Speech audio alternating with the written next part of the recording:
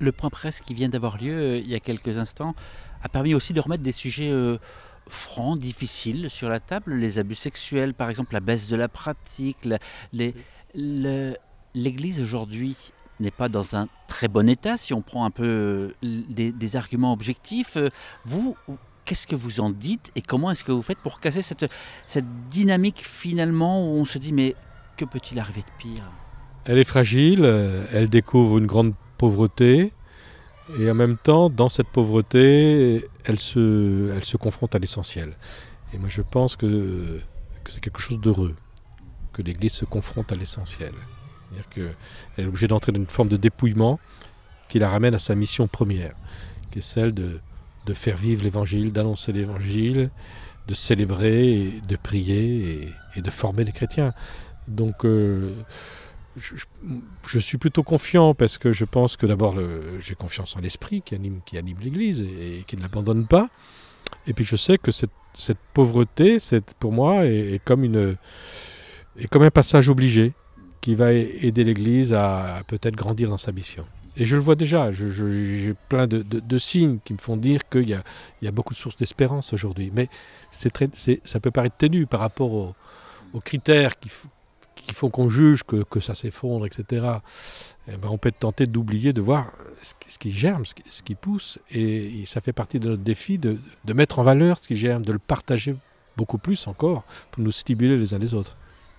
Vous réalisez que la phrase que vous avez prononcée prend un relief particulier ici dans une terre du catholicisme social quand vous avez dit l'Église a un devoir inconditionnel de fraternité. Oui, pour moi c'est quelque chose d'essentiel, c'est très évangélique, c'est au cœur de l'évangile. Et même si c'est inconfortable et délicat souvent, si ça nous gêne, si on n'en a pas si on résiste à cela, on ne doit jamais oublier ce devoir évangélique, cette force évangélique. Un dernier mot, Monseigneur, on aura l'occasion dans les mois à venir de vous entendre sur RCF. Mais là, on entend, alors je ne sais pas si les auditeurs entendent, mais on entend des enfants hein, derrière. Et vous avez eu un mot particulier pour la jeunesse qui un peu vous a, eh bien, pas forcément ébloui, mais vous avez été impressionné par le nombre, la quantité. Ah bah ici, oui, c'est clair. Je ne suis jamais parti avec tant de jeunes au JMJ de toute ma vie. Donc je sens qu'il y a une force vive, il y a une concentration de jeunesse sur l'île qui est assez impressionnante, et notamment, et pas uniquement évidemment, mais notamment dans les institutions catholiques. Et donc je pense que c'est comme une vieille tradition pour l'Église de servir la jeunesse, de porter la préoccupation éducative. Et je me réjouis qu'à Lille, eh bien, cette insistance soit vraiment réelle. Et je pense que la jeunesse a tellement besoin d'être soutenue aujourd'hui. Elle est très inquiète, on le sait, notamment la question écologique la travaille beaucoup, etc. On sent qu'il y a un fond de dépression qui peut s'installer chez beaucoup.